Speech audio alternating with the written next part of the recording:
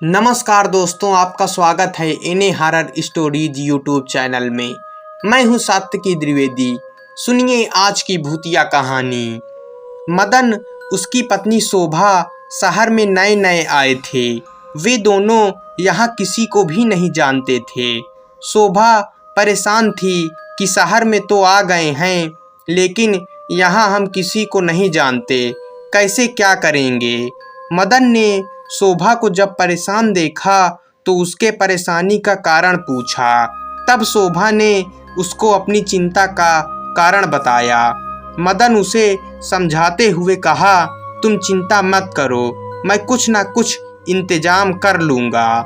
ये कहते हुए वो दोनों रोड पे आगे की तरफ कदम बढ़ाए जा रहे थे।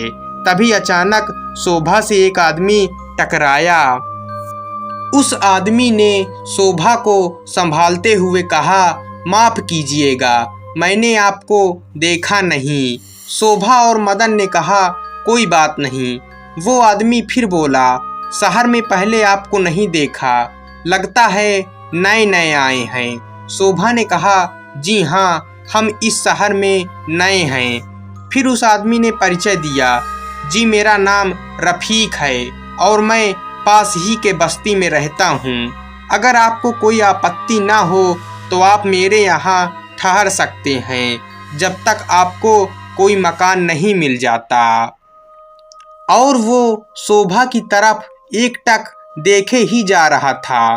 शोभा सोचने लगी कि एक अनजान इंसान भला इस अनजान शहर में हमारी मदद करने के लिए क्यों तैयार है, जबकि आजकल तो बिना मतलब के कोई किसी को नहीं पूछता।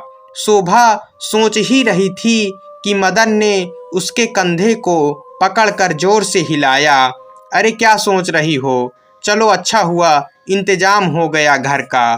दोनों रफ़ीक के साथ उसके घर आ गए। रफ़ीक ने कहा, आप लोग हाथ मुंह धो लीजिए, मैं बाहर से आपके लिए कुछ खाने को ले आता हूँ। ये कहते हुए रफ़ीक शोभा की तरफ घूरती हुई नज़रों से देखते हुए दरवाजे से बाहर की ओर निकल गया। रफ़ीक के जाने के बाद शोभा ने मदन से कहा, सुनिए जी, मुझे ये आदमी कुछ ठीक नहीं लग रहा और ना ही ये जगह मुझे सही लग नहीं रही है। हम कहीं और चल कर रहते हैं। मदन ने कहा, एक तो रात होने वाली है, ऊपर से भले आदमी ने हमारी मदद की है, उसका एहसान मानने के बजाय तुम उस पर शक कर रही हो। इसके कुछ समय बाद रात हो गई। खाना खा के सब सो गए। करीब रात के 2 बजे शोभा को अपने हाथ के ऊपर कोई नुकीली चीज महसूस हुई। कई बार तो शोभा ने नींद में ही उस चीज को फेंक दिया। थोड़ी देर बाद फिर उसे अपने हाथ के ऊपर वो नुकीली चीज महसूस होने लगी। अब शोभा की आंखें खुली। उसने इधर उधर देखा तो रात के सन्नाटे के अलावा वहाँ कोई नहीं था। जैसे ही वो अपने बिस्तर पर लेटने को मुड़ी तो उसके सामने एक विकराल शरीर वाला कोई था, जो इंसान तो बिल्कुल नहीं था। शरीर मानो जैसे सड़े गले मांस, जिसकी दहकती हुई लाल आंखें शोभा के एकदम सामने थी और उसे घूरे जा रही थी। ये देख शोभा डर से थर थर कांपते हुए चिल्लाई। उसकी चीख सुनकर मदन की नींद खुल गई। शोभा ने कहा, मैंने तुमसे कहा था ना, हम कहीं और चलते हैं, यहाँ मुझे ठीक नहीं लग रहा, लेकिन तुम नहीं माने। ये कहते हुए शोभा जोर जोर से रोने लगी। इतने में रफ़ीक बाथरूम की तरफ से आते हुए बोला, क्या हुआ, कोई बुरा सपना देख लिया क्या? मैंने तो बाथरूम में ही आपके चीखने की आवाज़ सुनी थी, तभी मैं दौड़ के इस तरफ आया हूँ। शोभा इतनी डर चुकी थी कि वो अब कुछ बोल ही नहीं पा रही थी। दिन निकला, सभी ने नाश्ता किया, फिर दोपहर का खाना खाया। शाम को मदन ने रफ़ीक से कहा, तुम जाकर रात का खाना ले आओ, मैं शोभा के पास हूँ। उसको छोड़कर मैं नहीं जा सकता क्योंकि ये बहुत डरी हुई है। इतना सुनकर रफ़ीक मार्केट चला गया। रात का खाना खाने के बाद सभी सोए हुए थे। तभी अचानक शोभा को किसी ने पुकारा, शोभा तुम कह रही थी ना यहाँ से चलते हैं, चलो आओ मेरे साथ, मेरे पीछे पीछे आ जाओ। शोभा सम्मोहित होकर उसके पीछे पीछे चलने लगी। थोड़ी देर चलने के बाद शोभा एक ऊंची जगह पे बैठ गई और उस आवाज़ ने शोभा से कहा, शोभा मैं टिकट लेकर आ रहा हूँ, ठीक है, जब तक मैं ना आऊँ तुम यहाँ से कहीं मत जाना। सुबह हुई, मदन उठा। उसने देखा शोभा अपने बिस्तर पे नहीं है और ना ही रफ़ीक अपने बिस्तर पर था।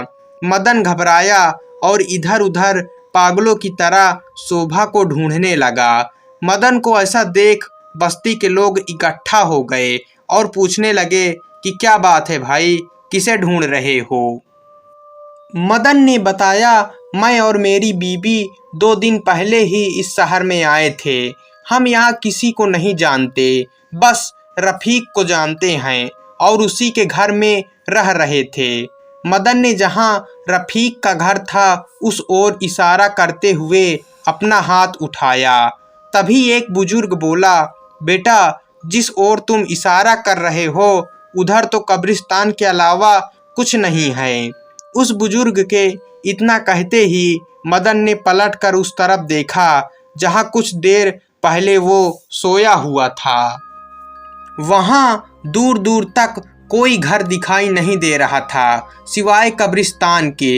ये देखकर तो मदन के जैसे पैरों तले जमीन ही खिसक गई। अब उसने सारी बात बस्ती वालों को बता दी। एक आदमी ने मदन की बातों को ध्यान से सुना और शोभा को ढूंढने की बात कहने लगा।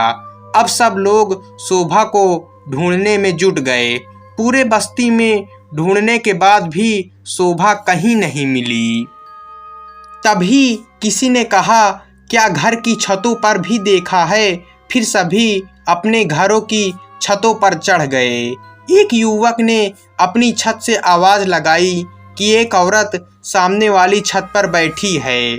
जैसे तैसे कर कर सीढ़ी लगाकर लोग छत पर चढ़े, साथ में मदन भी चढ़ गया। ऊपर जाके देखा तो शोभा छत पर ऐसे बैठी थी जैसे मानो किसी का इंतजार कर रही हो। मदन ने शोभा के सर पर हाथ रखा और पूछा, शोभा तुम यहाँ क्या कर रही हो? बेसुध सी शोभा ने जवाब में जो कहा उसे सुनकर सबके होश ही उड़ गए। शोभा ने कहा, मेरे पति ट्रेन की टिकट लेने गए हैं, मुझे यहाँ बैठने को कह गए हैं और मैं अपने सारे गहने भी ले आई हूँ, बस अभी आते ही होंगे। इतना कहकर शोभा बेहोश हो गई। चौंकाने वाली बात ये थी कि जिस घर की छत पर शोभा बैठी हुई थी उस छत पर चढ़ने का कहीं से कोई रास्ता नहीं था, न सीढ़ियाँ थीं और ना ही कोई और रास्ता। इसके बाद शोभा को एक तांत्रिक से झाड़ फूंक करवाई गई, तब शोभा ठीक हुई। तो दोस्तों, ये थी आज की भूतिया कहानी। कहानी आपको कैसी लगी? कहानी पसंद आई हो तो वीडियो को लाइक, चैनल को सब्सक्राइब करके जाना। मिलते हैं अगली भूतिया कहानी में।